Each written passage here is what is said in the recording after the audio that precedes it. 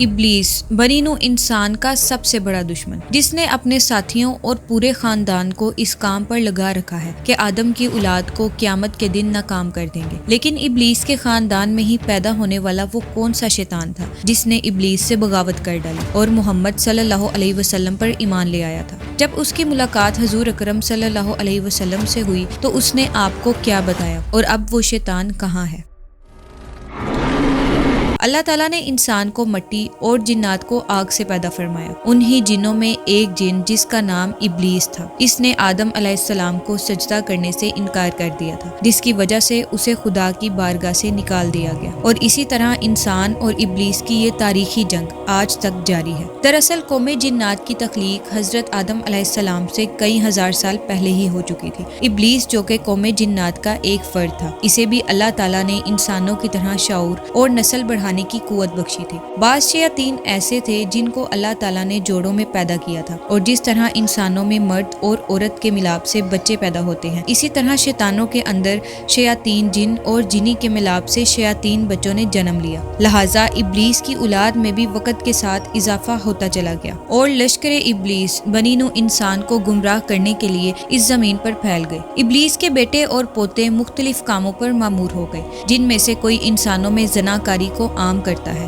کچھ شیاطین انسانوں میں فتنہ اور فساد پھیلاتے ہیں، اور کچھ انسانوں کو آپس میں لڑواتے ہیں۔ اسی طرح شیاطین کی اولادیں اور خاندان کی تعداد بے انتہا ہے، جو مختلف برائیوں کو عام کرتے ہیں اور انسانوں کو گناہ میں ملوث کرتے ہیں۔ لیکن ابلیس کے ان تمام پوتوں، بیٹوں اور خاندانوں میں ایک شیطان ایسا بھی ہے جس نے اپنے باپ ابلیس سے بغاوت کی تھی اور گمراہی کے اس راستے کو چھوڑ کر راہ حق پر گامزن ہوا تھا۔ یہ شیطان ابلیس کا پوتا تھا، اور اس نے نبی کریم صلی اللہ علیہ وسلم سے ملاقات کی تھی اور آپ صلی اللہ علیہ وسلم پر ایمان لایا تھا۔ اس کے متعلق مختلف احادیث اور تاریخ کی مختلف کتابوں میں ایک مشہور واقعہ بیان کیا گیا ہے۔ حضرت انس بن مالک اور حضرت عمر بن خطاب رضی اللہ تعالی عنہ سے روایت ہے کہ ہم نے نبی کریم صلی اللہ علیہ وسلم کے ہمراہ مکہ کے جنگلات کو سفر کیا۔ وہاں ہم ایک پہاڑ پر بیٹھے تھے کہ ایک برا شخص نمودار ہوا جو اپنی لاٹھی کے سہارے چل رہا تھا۔ اس نے حضور اکرم صلی اللہ علیہ وسلم کو سلام کیا۔ آپ صلی اللہ علیہ وسلم نے سلام کا جواب دیا اور فرمایا،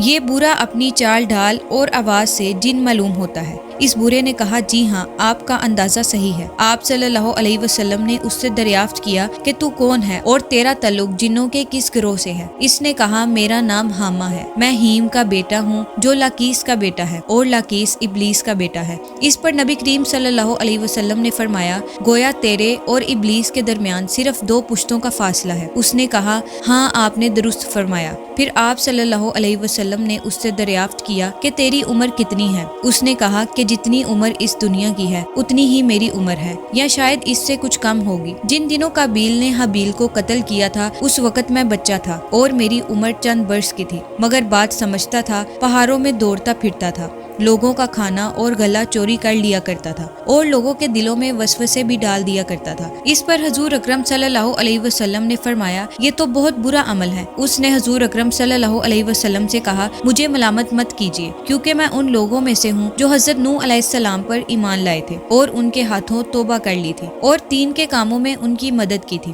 یہاں تک کہ میں 1 سال تک حضرت نوح علیہ السلام کے ساتھ ان کی مسجد میں رہا ہوں۔ میں نے ابراہیم علیہ السلام سے بھی ملاقات کی، اور جس وقت ابراہیم علیہ السلام کو آگ میں ڈالا جا رہا تھا اس وقت بھی میں ان کے ساتھ تھا۔ میں حضرت یعقوب علیہ السلام اور حضرت یوسف علیہ السلام کی صحبت میں بھی رہ چکا ہوں، اور جب حضرت یوسف علیہ السلام کو ان کے بھائی کنویں میں ڈال رہے تھے تو میں ان کے ساتھ تھا، اور یوسف علیہ السلام سے پہلے ہی اس کنویں میں پہنچ گیا تھا۔ میں حضرت موسیٰ علیہ السلام سے بھی مل چکا ہوں، اور ان سے تورات بھی سیکھ چکا ہوں، اور میری ملاقات حضرت عیسیٰ علیہ السلام سے ہوئی تو میں نے حضرت موسیٰ علیہ السلام کا سلام ان تک پہنچایا تھا۔ حضرت عیسیٰ علیہ السلام نے مجھے انجیل سکھائی تھی، اور اے نبیوں کے سردار، حضرت عیسیٰ علیہ السلام نے فرمایا تھا کہ اگر تمہاری ملاقات حضرت محمد صلی اللہ علیہ وسلم سے ہو تو میرا سلام ان کو پہنچا دینا۔ اسی لیے میں وہ امانت لے کر آپ صلی اللہ علیہ وسلم کی خدمت میں حاضر ہوا ہوں، اور حضرت عیسیٰ کا سلام آپ کی خدمت میں پیش کرتا ہوں۔ نبی کریم صلی اللہ علیہ وسلم نے فرمایا، حضرت عیسیٰ علیہ السلام پر سلام ہو، اور اے حامہ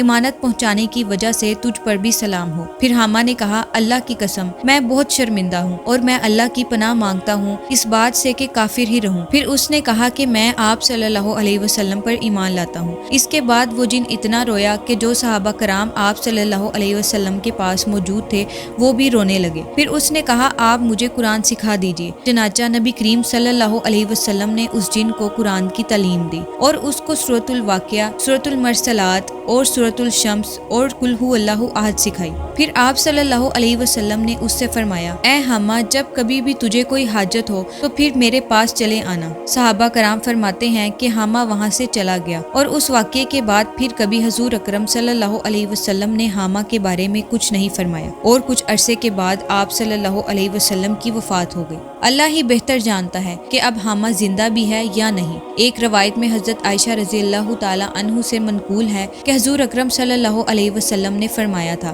کہ حامہ جنت میں ہے۔ اس میں کوئی شک نہیں کہ اللہ جسے چاہتا ہے ہدایت دیتا ہے۔ ہدایت اور نور ہر اس مخلوق کے دل میں سما سکتی ہے جو اپنے گناہوں سے توبہ کرے اور حق کو قبول کرے۔